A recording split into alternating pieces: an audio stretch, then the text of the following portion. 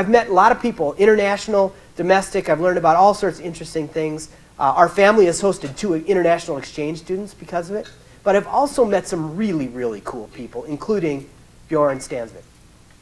Björn is a person who came to the United States from Sweden.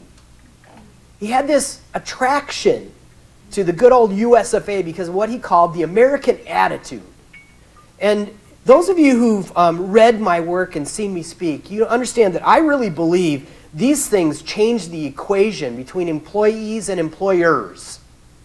This thing this allowed work to invade our home life long before home life invaded our work. And I think we're still struggling with that equation.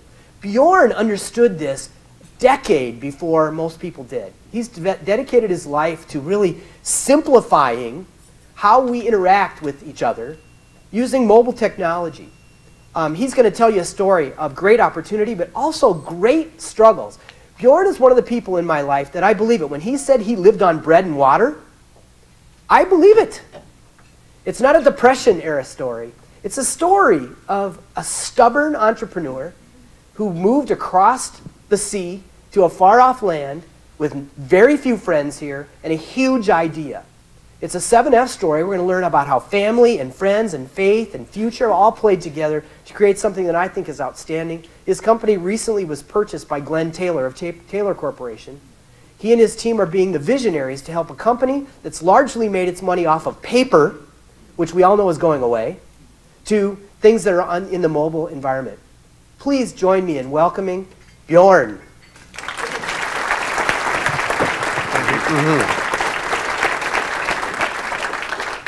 Thank you, everyone. I'm very excited to be here today, and I'm humbled by your interest. I'm a believer in a Gestalt protocol. I think it'd be presumptuous for me to give any advice, but I think by sharing some stories, hopefully you'll find some useful nuggets that you can apply. So when Paul explained what this group was about, it actually made me dig deeper and actually changed my self-perception a little bit. So it was interesting going through preparing this. And I thought I was a bit of a latecomer to the entrepreneurial game, but when I thought about it, I actually started when I was 13 with very small, humble ventures. The first one was an Easter witch card business. It's a custom in Sweden. It's a little bit like Halloween, but I made a little bit of a business out of that. And then an open-air candy resale business. I went into the apple pie business, computer refurb business, and then a management consulting business. So I tried my hands, and none of these became very big. I worked through high school as a warehouse worker, janitor, nurse aide, and then later on as a consular specialist in San Diego, which was really interesting. Sales management at Procter & Gamble, some more management consulting at Arthur D. Little and Ericsson. And then lastly, how I got here was through Hunt Technologies. And starting MentorMate was actually, in a way, my way of impressing a girl I was dating at the time. She was of Chinese descent, and I was trying to learn Chinese by studying it on a Palm Pilot. And I thought that would impress her, and it kind of worked. So I was born in Gothenburg, Sweden. It's on the west coast. That's where Volvo is from. And my parents were overprotective civil servants in Sweden. My dad was a controller who invented the pricing model for healthcare in Sweden. And my mom was a physician who ran 5 nursing homes. And I have a 5-year younger sister who lives in California, in the Bay Area now. And my parents keep saying I'm so different from them because they value security and safety. And it's not that I don't value it, but if I psychoanalyze why I've taken the risks I have, I think they made me feel really safe. So taking risks didn't seem like a big risk. So I credit them with that. And it's interesting, sometimes very driven parents don't have driven children. And I would say my parents were not very driven at all. In fact, when my dad got his 15 minutes of fame for inventing this pricing model, he got all kinds of offers and career, and he turned them all down to spend more time with his family. So that was interesting to me. And thinking about it even deeper, I think the book actually, Lord of the Rings, was influential on me. I read it at a very young age, and I just loved adventure. And I thought to myself, sometimes life can be a bit boring, but what I really want is adventure, and I think I really ingrained that. So, and even if that means a lot of challenges and setbacks and so on. So my original business vision, if we talk about MentorMate, was around how can we learn faster? And the reason I was interested in that is because I think if you look at human potential, how we maximize that, a lot of it has to do with our brains and how can we be the most. And it's really a factor of how fast can we learn. And I was also very excited about mobile, so I bought all the gadgets and I tried to organize my life around the Casio organizers. You had the Nokia Symbian, if you remember that. And then finally the Palm Pilot arrived, and I thought the future was really here, and this was going to be a great business opportunity. So I was a little off on that, but there was something good about the Palm. You could build apps and so on. And I saw the opportunity to combine mobility with my passion for learning. So I conducted some experiments around learning. Some of them I tested on my sister. And eventually I came up with this patent that where the concept was right-sizing the cognitive challenge to the proficiency of the learner in real time. So the software would sense how well are you doing with your proficiency at a very granular level. And then by changing the semantic format of the question, it would make it either harder or easier. So if you're doing well, it gets harder. Not doing so well, it gets easier. So you're always in the zone. So that's one concept of the ultimate learning for me. And the other one was, of course, mobility, that it's always with you. As I thought about this venture and how to realize it, I settled on America. I had been here before, and I felt America was the best place to start a business, and there are many reasons for it. I think the chief one for me is the attitude, not the legal system or the size, although those certainly help. I think it's a good business climate here overall, especially if you compare with other countries, but the attitude towards entrepreneurs. In Sweden, it's a more collectivistic society, and I think there may still be extended family members who wonder when I'm going to get a real job. And I tried to explain we have 300 employees now. It's a real business, actually. I was also very inspired by Ralph Waldo Emerson, especially his essay Self-Reliance, and it was so contradictory to the ethos under which I had grown up. So I felt spiritually more at home in America than reading about Ralph Waldo Emerson, and also the Jeffersonian ideals. So when I was working for Ericsson in Stockholm, I asked them, hey, can you transfer me to your US office? And they said, no, you can work in Norway, Germany, or Sweden. And I said, I don't want to work there, so I quit. And I got on, I started another management consulting business, and I bought a ticket and came over here to the States. And when I came over here, I packed my suitcase full of resumes, printed out, a neat stack, about 200 of them. And then I got detained in immigration. And they put me in this little cell and pointed a video camera at me, and they asked me, is there something you want to tell us, Björn? And I said, I thought about it. I said, you're probably referring to the resumes in my suitcase, and let me assure you, I have no illegal immigration intent. I'm just here to see a sponsor. And they said, well, you put tourist on your I-94, so now we can deport you. And I said, but I had no illegal intent. And I had to wait 10 very long minutes, and then they came back and they said, okay, we'll let you in. So I started looking for work, and I was very honest about saying I don't have a work permit, so I didn't get a job. So that was the problem. So I tried that about 150 times and still didn't get a job. And if you don't have a job offer, you don't get a work permit, right? So you have a little bit of a catch-22, and I connected with my ethnic community, which is the Swedish community. And I did that very late in the game. I had these 90 days. I had this time limit because you can only stay 90 days without a visa. And I was introduced to this gentleman called Anders Rydåker, also Swede, and he was the CEO of St. Paul District Energy, and he introduced me to a company called Hunt Technologies. And I knew this was kind of my last best chance. They were in the automatic meter reading industry and up in Pequot Lakes. So I prepared this presentation for them with the SWOT analysis, laying out their future. When they started interviewing me, I said, you'll have to hold your interview questions because I'll tell you about your future. And then I went through what they should do with their company, and it ended, of course, with a recommendation to hire me. And they said, okay, we kind of like it. When can you start? I said, well, there's this matter of not having a work permit. Oh, they said, well, then we can't hire you. We're a small Minnesota company. We don't know how that works, so we have to hire an American. So I got a little desperate. I only had a couple of weeks left, so I did a little research, and they wanted to expand into El Salvador, which I thought was kind of a dumb idea, but that's what they wanted to do. So in 4 days, I wrote an 80-page report on a market entry strategy for the automatic meter reading market in El Salvador and FedExed it to them. And then I called them asking if they liked the report. And they say, yep, but we didn't ask for it. And I said, that's fine. That's my gift for you because I like your company and your industry so much. And by the way, tomorrow I'm coming up for new employee orientation. And I said, wait, don't you get you're not hired? I said, no, I get it. But I'm so interested in your company that if you could just humor me in light of having written this report, I'd greatly appreciate it. And they said, fine, you can come up. So I did that. They looked at him, what is he doing here? And when I was done with the orientation, I said, I want a desk and a computer. And they asked me, what part of not getting hired don't you get? And I said, well, if you don't pay me, it's legal. I can be a volunteer. They say, you're going to work for free? I say, yeah, that's how much I like your company and your industry. I said, okay, I guess that's your problem. Gave me a desk and a computer. As soon as I saw a meeting, I'd walk in, be quiet, get smart, and say, hey, I'll do that. And ran off, and pretty soon I was a part of their team. And then I reapproached them and said, here's the plan. You are going to hire me. You are going to sponsor me. I'm going to work globally for you, doing these things at this compensation. Then I'm going to come back, and you're going to hire me in this capacity. And again, they looked at me a little funny, and they said, you know what, we'll go ahead and sponsor you. So that's how I got my work permit. And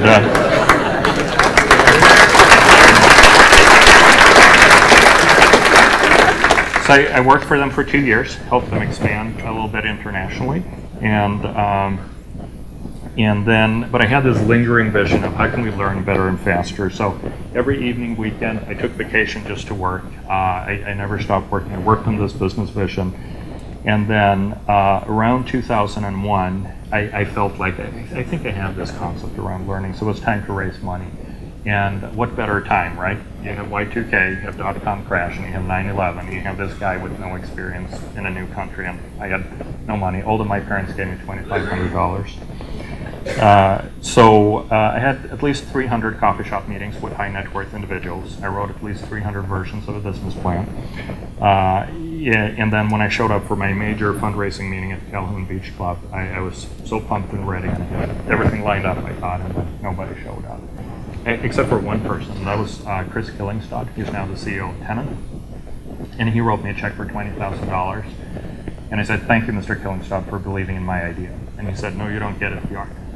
I believe in you. Your idea is interesting, but it's going to change. The only thing you can know is that it's not going to turn out the way you have it in your business plan. But I think you have real leadership, and you can follow the bouncing ball, and that's where you get my money. Then I got another check and another check. So ended up raising about $500,000 in cash and $1 million in services. And of course, it did turn out very differently. I did quit the job once I got about 100K, and surrounded myself with a set of advisors because I knew I was green. So I knew I needed all that experience. And one of those advisors was James Williams, who's sitting there now. James had the ridiculous advice for me that I should sell something. And I thought I should focus on just writing business plans. And James is a veteran of 6 fast growth or 7 fast growth companies. So I didn't invite him back. But I kept in touch. And 5 years ago, James joined MentorMate full time. And he's now the president of the company and has been a real fundamental part of our growth. Another quick story, Dr. Thomas Wilson, principal of Egan High School. So early on, when he had this educational idea, I called up the Minnesota High Tech Association. I said, here's my vision for mobile learning. Who's the best person in the state of Minnesota to speak to? And they said, well, without a doubt, Dr. Thomas Wilson of Egan High School, who works with Apple, and he's just a mover and shaker. So I call him up, say, my name is Björn. We need to have lunch. And he says, who are you? No, I don't have time. And he hangs up. So I call him back up and repeat some version of the same thing, and he hangs up. And he keeps hanging up on me, and I keep calling him back. I got enough words in there to say, look, it's going to take you longer to hang up on me than to have lunch with me. And if you don't like what I have to say, I'll go away forever. I said, fine, I'll have lunch with you. So I told him my vision, and he proceeded to rip it apart and explain the 7 ways why it wouldn't work. And I was quiet, and I wrote down my rebuttals and asked him if he was done. And when he was done, I rebutted everything he had said. And he was impressed, and I said, well, I need to use your school as a testing ground for the software. So he let me do that. So I was kind of, I identified who are the top people, and then I started a campaign, essentially wore them down until I got them to cooperate. All that said, the first idea failed because it was undercapitalized. It was just too early. We didn't have enough content. The sales cycle was too long in secondary education, so it's like AP US history. And the Palm Pilot obviously didn't go where I thought it was going to go. And the hardest part about it was that it was really long, slow, painful, drawn out, lots of anxieties, really a lot of anxiety. And at a certain point, I think about around 04, 05, it was clear that things had to change. And in speaking with my investors, they said, look, go take care of yourself, get a job. You've been giving it your all for 4 or 5 years. No one's blaming you for anything. To which I responded, no, I'm not going to do that. That's not the ethos I have or why I came to America. And I think, whenever you're in turmoil, and I really was at the time, you're well served by going back to core principles, even though it's like, it may sound like a gimmick or a cliche. It's afterwards you're going to be glad that you adhere to those principles. And the principle for me was, if you get knocked off the saddle, you dust yourself off, you get back up, you reinvent yourself. I think that's part of the American way. So in thinking about how do I reinvent myself, I had to do an inventory control, see what assets did I have, and I realized I had 2. One was the team I'd been working with, the technology team. They were very good at building this product. They've been doing a great job. And the other one was all of the people I'd spoken with. And they said some version of, no, we don't want that Palm Pilot thing, but we like you, and if you ever do anything else, please come back. And I had to have my blinders on, ignoring that, and say, no, you gotta, I have this Wonder Bread, or you gotta buy this thing. So I thought, you know what, if I have a good technology team, and at least some people want to work with me, what can I do with that? So I went back to the same people and apologized for having poor listening skills for 4 years, and then asked them, what can I do to help you? And by the way, we're very good at building technology, software and mobile in particular. So we got a little project here and a little project there, and just by an accumulation of what I call small victories, just keeping our words and just coming through on commitments, we built a reputation. And really focused on 100% client satisfaction. So if we made mistakes, we owed up to it, and we fixed it, we made it right. And we're always fair to the clients, even if that meant negotiating against ourselves without getting taken advantage of course. So it was a pivot in today's language. Over time, people placed bigger and bigger bets. So we started growing, and then obviously around 09 or so, mobile came for real with the iPhone and so on. I mean, the iPhone came in 07, but the app market really only started taking off in 09. So we grew, and we saw a big opportunity, but at the same time, we chose not to take in capital, but bootstrap it. So we've been debt-free, bootstrapped, and so we had to ask people to work longer, harder, high-talent people for less cash, essentially. So how we made that equation work was by giving the employees a piece of the rock. So we said our goal is to grow 1,000% in 5 years.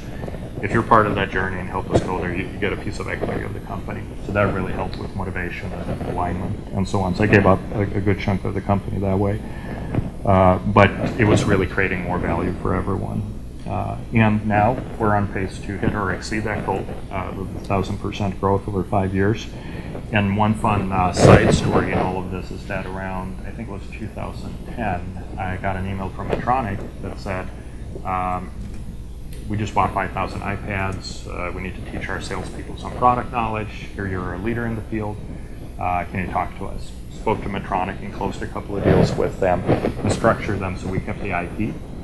So they essentially seed funded the rebirth of that original educational idea and launched it with them. And then we got another client for that product, and another one, and we got maybe 5, 10 products. Meanwhile, the service business was growing real fast, and there were only 24 hours in the day. So we realized we needed to spin out that company. So we found a CEO, actually one of our clients, and combined it with that company and made an investment. And I stayed on the board as a very hands-on board member for 6-12 months, and that became an independent company. And we sold that actually before we sold MentorMate to Taylor, and now they're one of our biggest clients.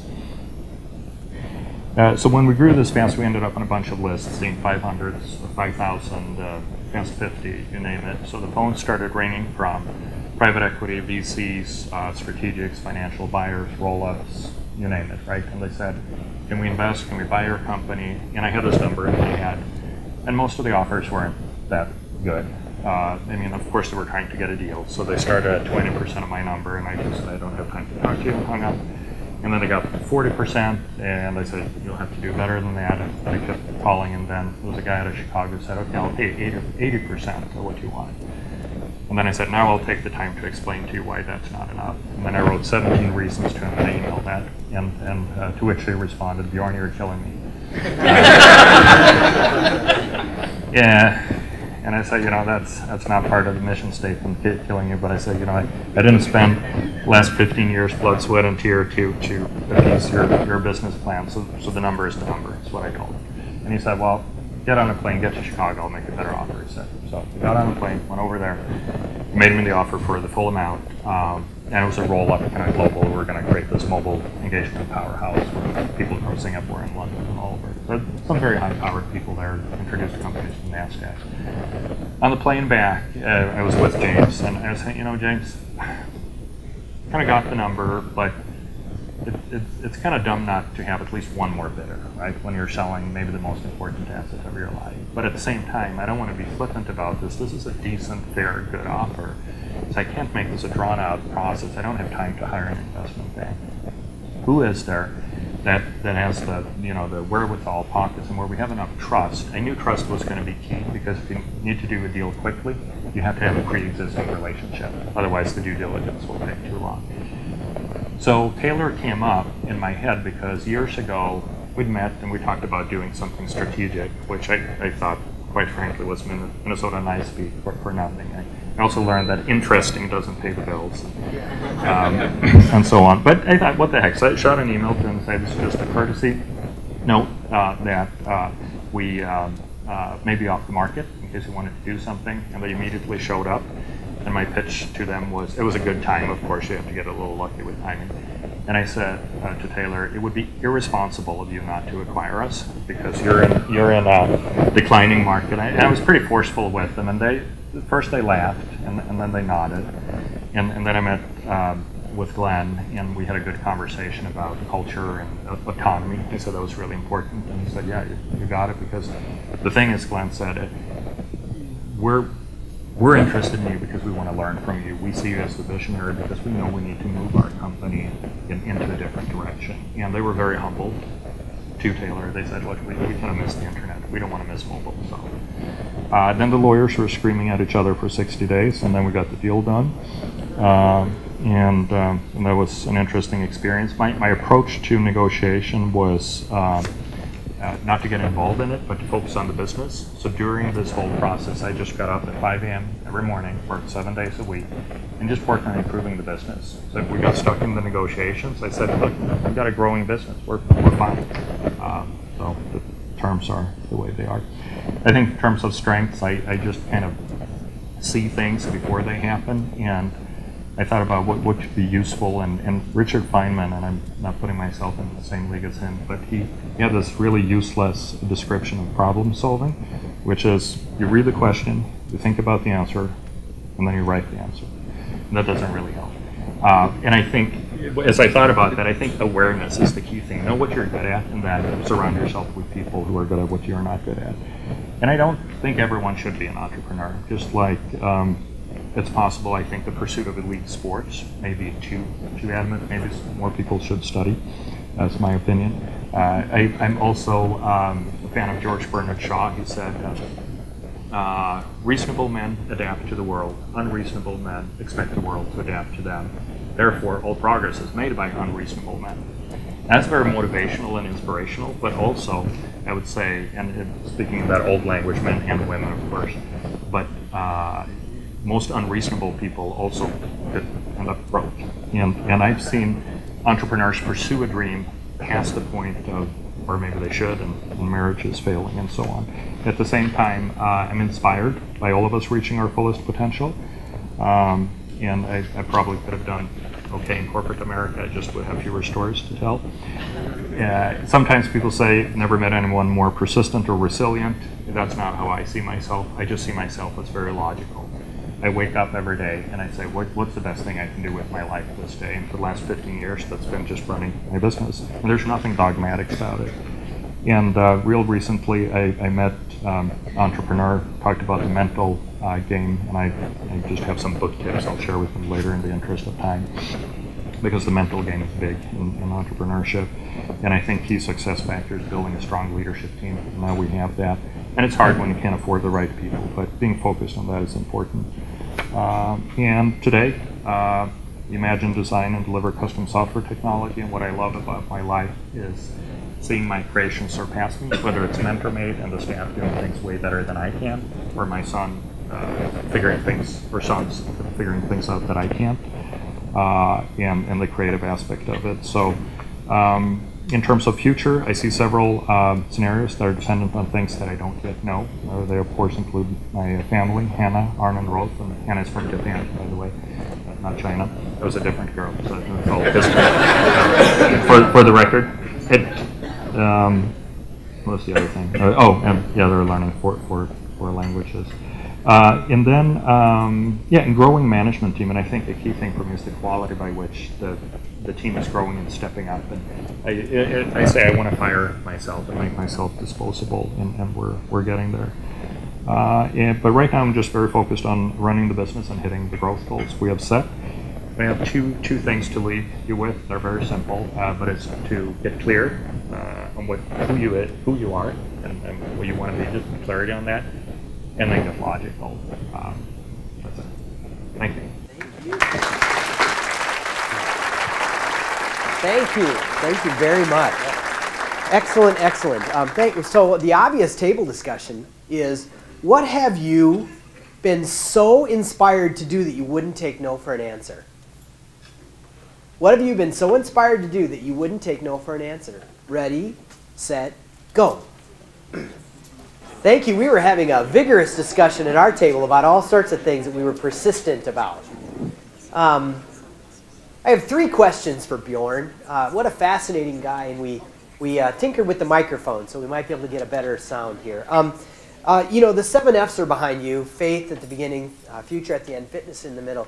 You and I had great conversations about family and also friends. So will you tell us a little bit about how did you meet your wife, and this idea of raising children who are going to understand 4 languages by the time they get to kindergarten? Tell us a little bit more about what are those languages and how the heck are you doing that? So first time I saw my wife was at Kowalski's. I thought she was cute, so I tried to come up with a pickup line. I failed. I was thinking too long, and then she was gone.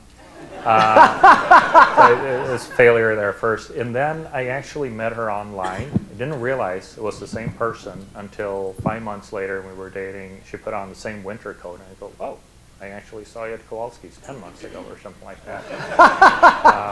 So she grew up in Osaka, Japan. We actually lived just 5 blocks from one another. And she has been there as long as I have. She's in geriatric dentistry, although she's a full-time mom now. And we've been together 5 years, and we got married at the American Swedish Institute. So tell us about these 2 children. You've got a neat naming mechanism for that. So it's Arne Eichiro Stansvik is the firstborn. So Arne is medieval Swedish for eagle. It's also a Swedish hero story. Eichiro means firstborn radiant sun, and has the kanji character for hero, which is her family character. So we wove it all in. And it just so happens that my name means bear, but the word eagle is hidden inside the name bear in Swedish. So the last 3 letters of my name is his name. So his name is inside of my name, like an anagram. Then the second son is Rolf, which means Rolf Kintoki Stansvik. And Rolf means honorable wolf, and was also the name of the Viking conqueror of Normandy. And Kintoki is a Japanese folk hero, like a strong little samurai boy on a lot of adventures. So we kind of kept that hero theme too. So 4 languages. So the languages are Swedish, Japanese. We speak Swedish and Japanese at home. English is all around us, and it goes to an English-speaking daycare. And then I picked Mandarin because we think Chinese is a really important and hard to learn language. So we have 3 tutors who come to our home about 5 times a week and spend time with the kids. And recently he was counting to 5 in Chinese, and the tutor recorded it. I have it on my phone, and it was really neat hearing that he knows something I don't. So about 25 years from now, these boys are going to run the world. Yeah. Okay, well, you told me about some remarkable friendships that were formed in this entrepreneurial journey when you came to the U.S., specifically about someone you met in An airport in Mexico? Right. So in 93, 94, I was at the airport in Acapulco, Mexico, and I had this Swedish hockey team bag, and a guy comes up to me and he says, "Are you from Sweden?" And I said, "How do you know?" "Well, you got my bag." And we start talking, and seems like a nice guy. He was from Minneapolis. And we said, "Let's go have a beer when we get back to the States." But then he got a job in Hollywood, but he said, so he couldn't have a beer, but he said, "Call this guy Eric Lindberg. He likes everyone who's Swedish. He's here in Minneapolis." So I got a phone number, and and I was staying with a host family in South Dakota at the time. So the next time, maybe 6 weeks later or so, we were heading to the Twin Cities for a weekend trip. I called up Eric Lindberg, and I said, "Hey, I got your phone number from a guy in Mexico at an airport." He said to call you if I was coming to Minneapolis. I'm from Sweden. And then Eric said, "Oh, you can stay at our place." I said, "Okay, thanks." And we became really good friends, Eric and Marcia, incredibly generous people. Marcia's the city manager for the city of Robbinsdale now, and Eric is an entrepreneur too. And became really good friends. And then Eric was the person who introduced me to that Swedish-American luncheon at which I made that pivotal connection to Anders, and that really set in flight the motions that eventually landed me that work permit. And when I then eventually moved over here with no credit history and needed a car and an apartment of all of that, Eric and Marcia, they co-signed on every loan I needed. A remarkable story. I think I have to ask you, even though you didn't get the Palm Pilot thing right, the vision was clear and correct. Yes. Where are we headed with mobile technology, in your opinion? So I would say two really big trends if we look a number of years out. One is just ubiquity. So mobile will change how we think about it. It's in our pocket right now. It's moving to our wrists. It's moving to our cars. It will get implanted in our clothing. So for instance, you have thermodynamics where excess heat can turn into electricity. So your pants could charge your phone and so on. So we're going to, and you have flyables, drivables, ingestibles, implantables. So mobile will be diffuse, I think, is one thing we're going to see. And the other one is that mobile is going to be predictive. So we have all this data that we're picking up in sensors. And a lot of it's going to be big brother-ish, but it's going to predict what we need. So you're going to see a lot of leverage of our activity data. We see it because the clients come to us, and it doesn't matter what industry they're in. It's almost always the same question. And they're saying, we're doing all these things in our business. We started digitizing them. So we're picking up all this data, and it's all electronic now. So we're sitting on growing mountains of data, but we haven't leveraged or monetized or utilized the powers of an analysis of that data. And I think that's going to be a big trend in what's next. It's exciting, but it kind of gives me the heebie-jeebies, too. Yep. Yeah, amazing. Well, thank you. We're going to watch you as you grow. Thank you. Appreciate that.